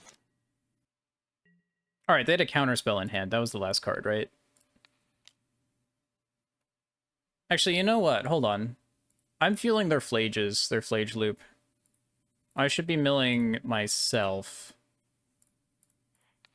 to look for Academy Ruins. Saga's fine. I'm not going to get rid of the Saga. Disruptor Flute on the Flage is cute, but doesn't do anything. Yeah. I'll pass. I could also just keep milling until I find lands to put the cage back in my hand, but... Or a second Lantern. Then Academy Ruins shuffles the card back into the top of the library. Or it shuffles the Grafdigger's Cage back in, and then I can try and tutor it out with the Saga later. But honestly, if I hit Academy Ruins, then I just... Like, they counterspell me once, and then I just put it back in hand again. Like, I don't care. Yeah, I'll mill myself here. I don't really need another Welding Jar. Pixis is fine. Oh, cool. They counter the Pixis. Awesome. So now I just need an Academy Ruins, and we're good to go. Yeah, as long as my opponent's drawing junk, it slows down their Flage loop. I'm kind of happy with that for now. Yeah, I have a 6-turn clock here, provided that I don't fetch or need to tap the Yapamaya for color mana. which I shouldn't. Yeah, find a land. Find a land. Find a land. That's a land. I'm not doing anything with my mana this turn, so I can just make a construct here. Find the last shredder. Play the Sanctum. We can pass now. I need 2 more lands. There's one on top of my library already, so I don't need to mill myself more this turn. They are still bricking. Rumble will give me a mana, so I think that counts. I don't need to be picky. I have 5 looks at the top card of my library. Yeah, I'll just look for more mana. They have a Wrath of the Skies on top of their library. That can't stay there. They will shuffle it away, but that's okay. We got so many attempts to get the Wrath off the top that it doesn't matter. We don't want them to have Consign either. No Tune the Narrative. There's another Wrath. Oh, they just let that happen. Oh, that's a Tamiyo as well. Actually, there's a lot of good stuff that they're going through right now. I think I will keep the Rumble.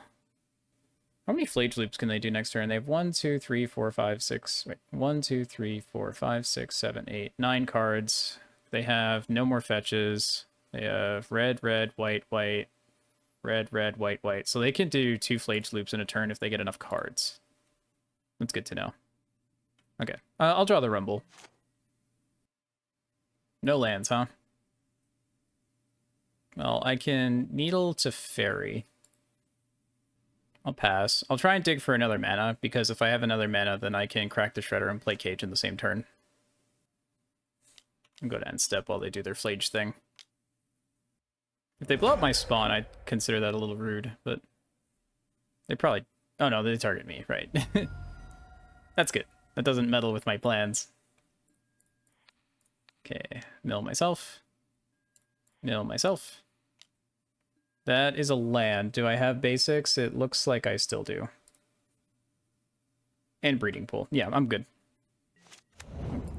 Do Misty. Oh yeah, we got all of our fetchables still.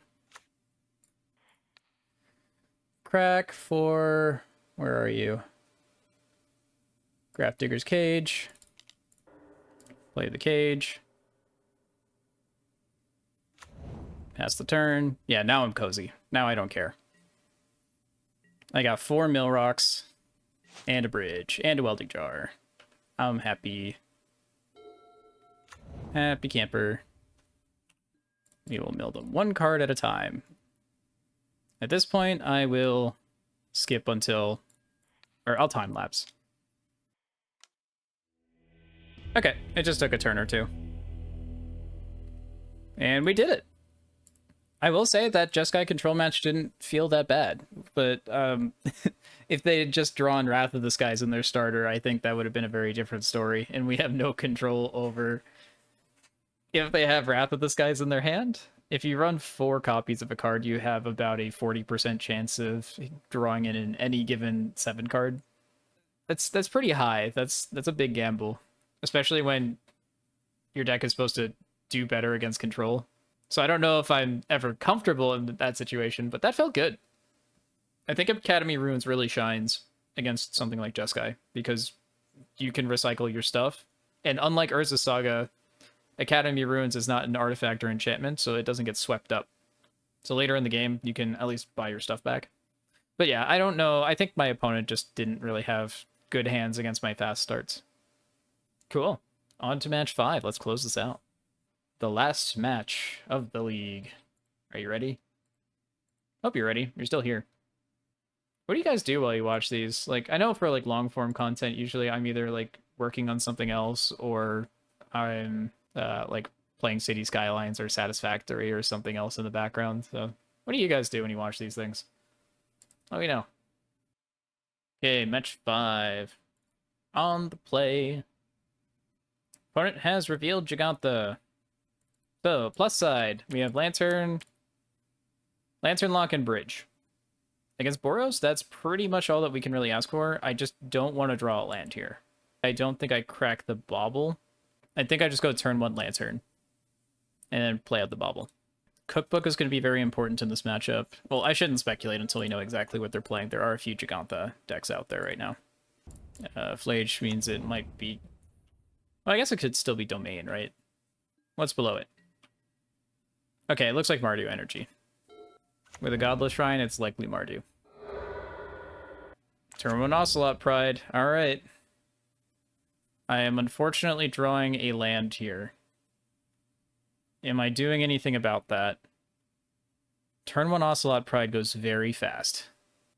I don't think I'm getting my hand empty on turn 3 anyways. So if I draw another land, then that's a problem. Like this, yeah, I don't get to have that Saga, unfortunately. Next turn, I slam Bridge. Turn after that, I play my 4th land and then just dump whatever else onto the table. Perfect. Something that I care about on top of the library, so I don't feel bad about Pixising them to get rid of my own land off the top. Turn 2, they play an Ether Hub. Second Pride is gonna get pretty scary. Oh no. At least they don't have another 1-drop, it looks like. Okay. End step, I will Pixis. That's another land on top, so we're gonna have to do this again on upkeep. Pixis again. Welding Jar is free! I love that. I would love to keep that Shredder, but I'm going to have to unfortunately shuffle that away. I'll go Vista, get an island. Go Welding Jar. Go Bridge.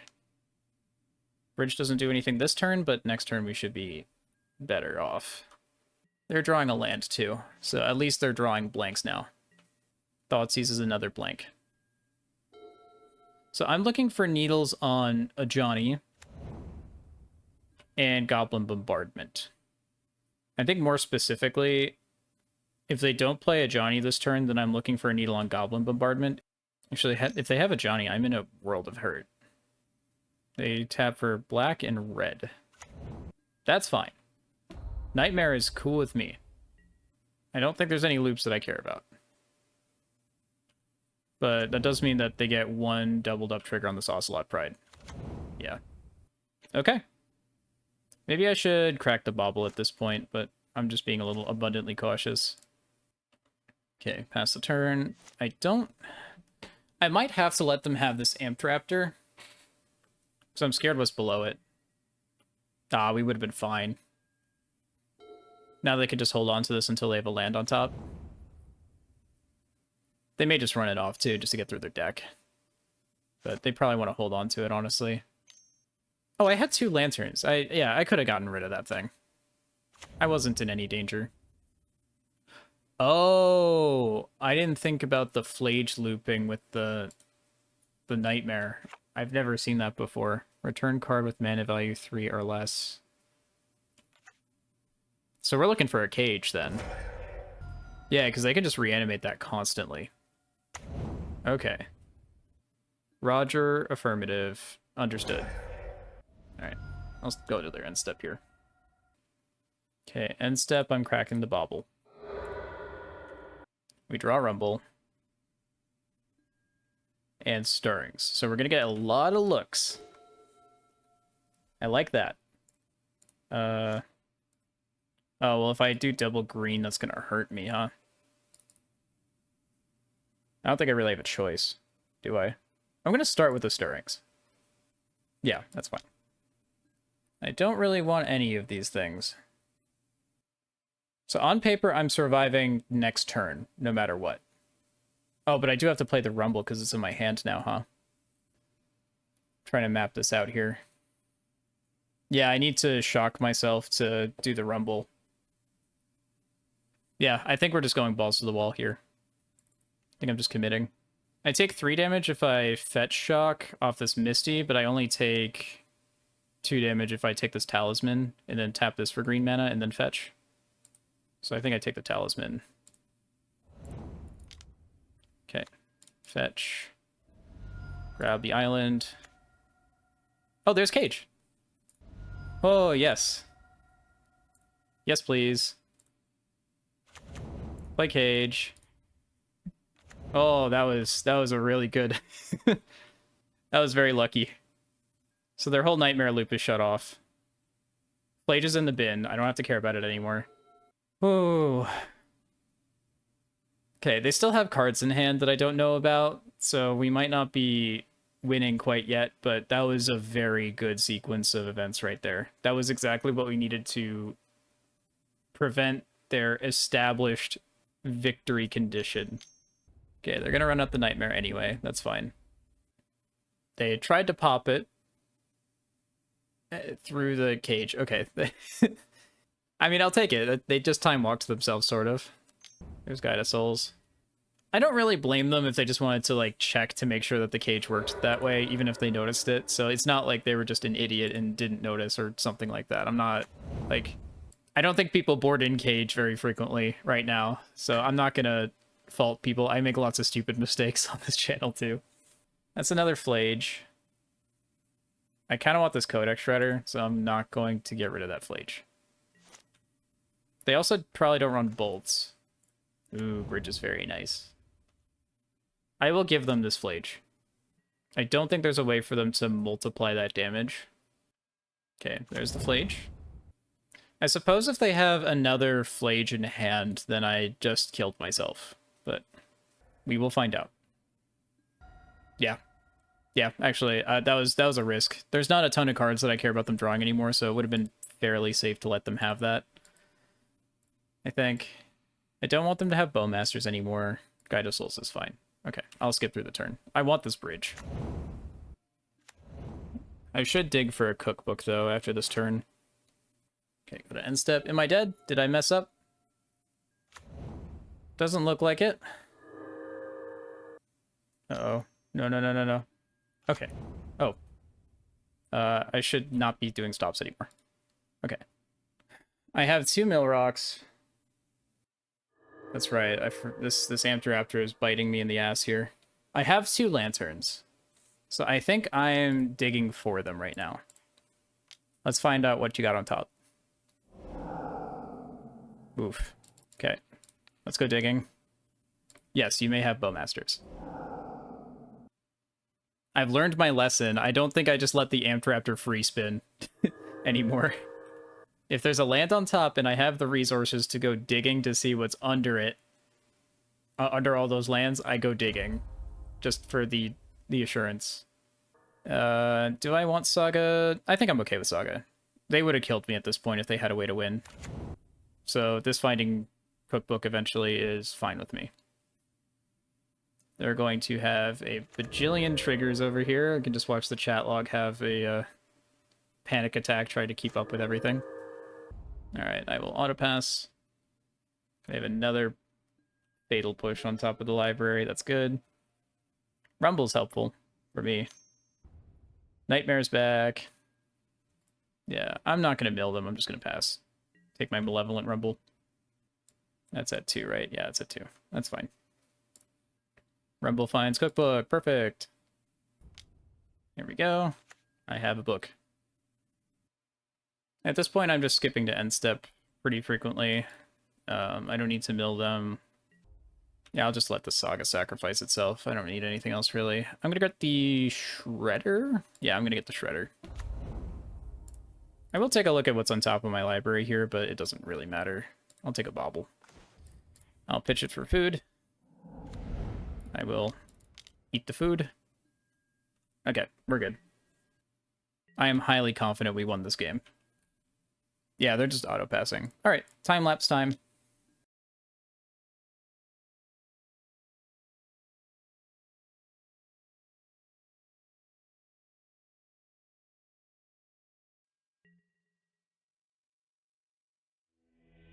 Okay. Took like 3 or 4 turns, but the opponent kind of got the gist. I put Academy Ruins down and put Pixis back on top, and I think they realized they only had 2 or 3 turns left with no hope of drawing anything relevant. We did see 1 or 2 static prisons. Looks like they're on a lighter static prison build. They had 1 or 2 nightmares. Anything else worth noting? I only saw 1 bombardment. I think a lot of the Mardu lists only run 1 to 2 bombardments. Well, what's coming in? I'm thinking second cookbook comes in. That's what it's made for. I might bring in one surgical. I don't know if I want more than one just to hit the flages. Second cage is going to be important too, so if they can't do their nightmare loops. I think we're pretty well built for this matchup, though. Like, that was one of the things I was really worried about when building this deck was the energy matchup. They don't play the ring. I guess the Haywire Might's a good option. It's a good chump blocker, and it hits their, what's it called? It hits Nightmare, and it hits the Goblin Bombardment, I suppose. And it hits Static Prison, actually. Yeah, so Haywire Might's good. It's a bit of a non-bow with the cage, so I can't tutor it out if cage is resolved, but yeah, it's probably fine. I think the Set Adrift comes out. It's just too expensive and bulky. And then they're a Bowmaster's deck, so these baubles get a lot worse. I can trim that down to 2. I'm still thinking about these surgicals. They are 0-drop cards that get out of my hand. But I'm probably holding on to surgicals so that they bin their flages. Like, they have to cast them normally on turn 3 or 4. That's quite a ways down the road, and that means that I have to hold these in my hand. The odds that they surveil flage into the bin is unlikely. I think I'm comfortable running it like this. The welding jars are going to be a little mediocre, because their primary way of removing my stuff is Static Prison, but they do run 1 or 2 Wear Tears in the board, I'm pretty sure. I'm more familiar with looking at the Boros lists than the Mardu lists, but I think that's how it works. This is a very bulky hand. 2 bridges is awesome, but, like, yeah, I'm probably dying before this actually gets to pop off. Let's go to 6. This has 1 mana. So this is turn 1 Lantern, hope that I get a land. I get 2 looks at it. This can whir for 3 if I can get 2 lands changed together. I can't rumble for that land, though, if I'm going to bridge on 3. I think this is risky, but it's keepable. Oh, wait, we're on 6. What am I bottoming? Probably the rumble. Or probably the might, actually. It's probably the might. This is a risky keep. But I think we need some insurance for extra land drops with the rumble. We can get to 2 pretty easily without manipulating our library that hard, but the third one is going to be tough. Turn 1 Ocelot Pride is a big ask. Well, I don't know if I like that welding jar. I like the island, though. That one's good. Check out my welding jars. Do you like them? I made them just for you. Oh, wait, you know what? I could just rumble and then Pixis by sacking the Scion. I don't know if it's better to chump block or not, but I can do that. Oh, okay. Oh, wait, we have 2 cookbooks, so me milling over this isn't the end of the world. I was going to say that really sucks, but we should be fine. I think I do just rumble for land number 3. Run out Pixis right now. Get rid of that Thoughtseize. Let's see if they get rid of it on their turn. They did not. They like it. Go away. Oh, cool. There's a bridge right on top of our library now. Alright, Ocelot Guide of Souls combo assembled. They have a Flage on top of their library. It'll get scary later, but I can whir for a cage. They're not getting a ton of value out of their combat yet. They have 7 permanents, so next turn they probably start doubling their token output. I do want to land next turn. So let me count up the combat damage here. This is 4, 5, 6 if they get energy for the Guide of Souls. 7, 8, 9 for the Flage, that puts me at 8. And then if they have Goblin Bombardment, that's another 1, 2, 3, 4. 5. Oh wait, no, they can't do the Flage and the Bombardment in the same turn. I think I'm safe. I might take a beating if they have a good, aggressive chain of cards assembled, but we will see. I'm really hoping for a 0-drop or a land next turn so that I can get Hellbent. And whir at the same time. I don't really mind getting rid of a Codex Shredder because I can just whir for 1 later. Swinging in for 4. That's not a big deal. I'm curious what they play this turn, because if they play something like a Nightmare and just run it, like stick it on the table, I probably have to grab a cage. But if they don't do that, I'm incentivized to grab a second bridge. They're really slow rolling this. I think I'm going to grab a second bridge. Okay, I'm going to pix this. There's a land. That's what we're looking for. Oh, there's a cage on top. That's unfortunate. I don't have to whir this turn. I can whir next turn. I can make them, like, Thoughtseize me or something. Yeah, they don't care about Thoughtseize. That's right. They're saving their fetches. A Johnny's a pain. They don't have any red permanents yet, though, but the Ajani ultimate is problematic. Looks like they don't want the Ajani. That's cool. They're holding priority on their surveilled triggers when they see their top card and then fetching away, so they get extra looks at cards. I guess you don't really have to sequence it like that. You can... Well, okay. They probably want to keep a density of Ajanis in the deck, so they didn't want to bin the Ajani. They want to hold on to that for later. But all they did was... they just put another Ocelot Pride in hand. That's not good for them. They probably would have wanted Ajani instead, honestly. Alright, real question. Do I double up on bridge? Or do I get the cage? You know what? We have other bridges, right? We have 3 more bridges in the deck. So I think I can whir for the cage. 1, 2, 3. 1, 2. I guess I could just tap for 3. See if they respond with anything. Yeah, I think I'm just grabbing the cage, because I'm less likely to draw that naturally. And I saw that they have a Flage. I want to answer that somehow. Or make them answer that somehow. We are still in beginning of combat phase. Oh! They tapped for mana, and then they conceded. Cool. Alright. Those are some interesting results. So we ended up positive. We actually went 3-2 with this thing. With no discard. That's crazy. I don't know what to make of that. Let's go to conclusions. Let me see if I can chain together what my thoughts are on this. Okay, we've reached post-league. We went positive. We went 3-2 somehow. I genuinely don't know how that happened. I think we got a little bit lucky because we ran into Frogtide once, but we bodied Mardu. We did pretty good. There was a moment where it got scary. I had to go dig for a Grafdigger's Cage at a random time because I wasn't really thinking too hard about what my opponent could be winning with, but I don't know. I think we did okay. What do we start with talking about here? First off, how did no discard feel? I think there are 2 cases where discard is significantly better than whatever this pile of cards is here. The first case is against combo, because you're, being able to disrupt opponents' combo decks is probably going to be much more valuable than setting up the Lantern Lock early. Your opponent keeps their hand for a reason, and most of the time, if they're combo, it's because they can win really quickly. Sometimes they will keep heavy interaction hands as well, but a lot of the times, they can just win on turn 2 or 3 and say, try and stop me. And if you don't have a Thoughtseize, you can't stop them. And there's no chance of us having a Thoughtseize here, right? So things like Consign to Memory and Damping Sphere are going to be important, but yeah, Thoughtseize is just better in most of those cases. The second circumstance where Thoughtseize is a lot better is against decks that have immediately problematic cards the moment that they resolve or the moment that triggers start hitting the stack. The 2 cards that I can think most obviously that come to mind are Karn the Great Creator and Wrath of the Skies.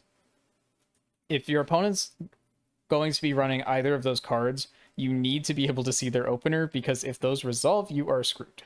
Karn, at least we have some Consigned to Memories, but the Wrath of the Skies, I put in 1 card for that. That is not enough. I need to invest a little bit more deck slot, or deck space, for answering Wrath of the Skies, I think. We got very lucky that we dodged Wrath of the Skies that league. In game 1 we didn't, actually, but, the other ones we did.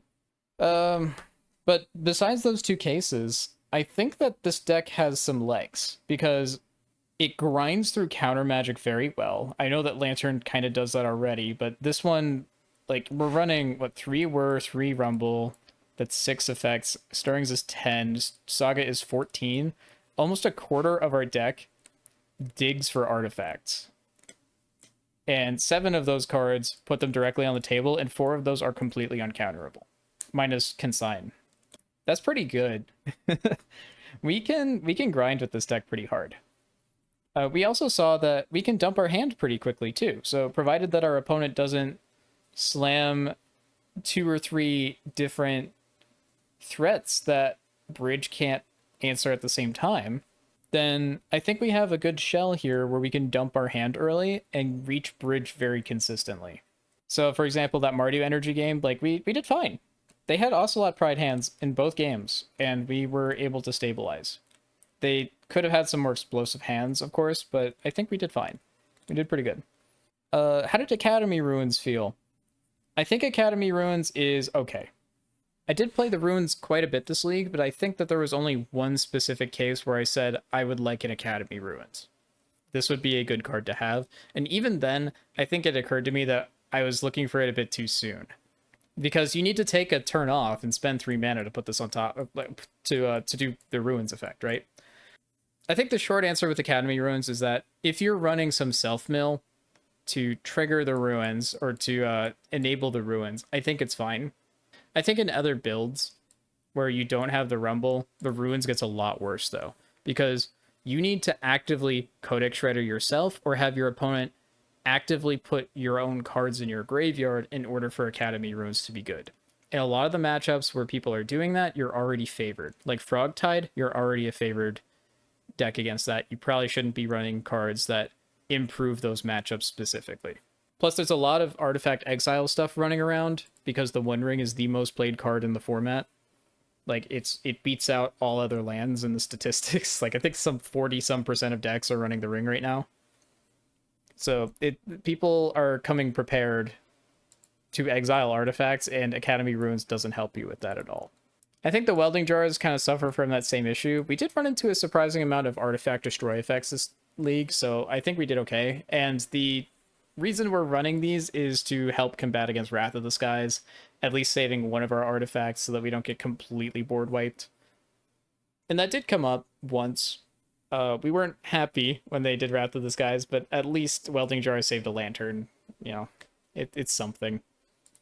These fuel our Whir of Inventions as well, while not going offline. They can still sacrifice when they're tapped, which is cool. How about the sideboard? How did the sideboard feel? We didn't really get to test Unravel the Ether, unfortunately. And same thing with Thrun, and the same thing with Invasive Surgery. We boarded all 3 of these in at various times in the league, but we didn't see them at all. I think Surgical was a little bit underwhelming. It has its moments, but without discard to enable it, you either need to blind mill your opponent's stuff, or they need to surveil over stuff they don't care about, or they need to fill their own graveyard somehow. It was nice against the Tameshi Bloom deck, but unless we're playing against like Gorios, maybe against some of the Amulet builds now that they self-mill, I don't think Surgical is going to be very good. Extirpate was nice because it could be used in the counterspell matchups and you could cut through permission, but Surgicals don't have that plus side. I think they're still on the maybe board. Like, they do have their strengths against combo decks, like Ruby Storm, and we need all the help we can get against Ruby Storm. But yeah, I don't know. Maybe it's better as an Invasive Surgery. The cookbook was good. The cage in the cookbook being options in the sideboard felt nice. I do kind of like having Haywire Might as a tool as well, in this deck in particular. Though I will note that it will feel bad in the future if I'm playing against, for example, Yawgmoth or an Eldrazi shell that runs Urza Saga. Because I will have to needle the Might probably, and my own Haywire Might can't be used to blow up my opponent's One Rings. The Might possibly comes out and turns into another Unravel the Ether or a Deglamour or something like that. I think I want another Damping Sphere on the board. I did not think about how Amulet and Storm both get shut off by the Damping Sphere pretty hard, and both of those matchups are going to get even worse when I don't have Thoughtseize to slow them down. I don't think we got to test the Consigned to Memories, unfortunately. I've used them in other videos, but we didn't see any Eldrazi matchups. We did see Amulet Titan once, but it didn't really have its moment to shine, unfortunately. I do think that they belong in the deck, though, because theoretically speaking, Eldrazi is a bit of a problem for the decks that can't run Terrace Under and Assassin's Trophy to slow down the rings, or just blow up Eldrazi when they resolve, if you don't have a bridge down yet. I think the consigns are going to be an important way of stopping cast triggers and slowing your opponent down. Yeah, it's a bit of a long post-round tech this time, but this is a completely new list that did better than I expected. If you want to try this list out for yourself, then there's a Moxfield link in the description down below. Go check that out. If you want to see some of the other Lantern builds that I run, then check out the Moxfield profile page. That'll be in the description below as well, but you can also find that through the first link. If you want to talk about Lantern cards with other people, there is a community Discord. Link will be also in the description. Go check that out. And lastly, if you need any streaming content or any other YouTube related Magic or non-Magic content, I have a small list of creators that I have their blessing to put their channel in my own channel feed. So if you go to my profile picture, then click on that and you'll see close to the top of the profile there's some other channels that you can check out. If you see anything that I did wrong, then please comment and let me know. If you just want to say hi, then you can do that too. You know, engagement's good for the channel, whatever, but I just like seeing what you guys have to say, honestly, more than any of the algorithmic stuff. That's all I have for you today. Take care, everybody.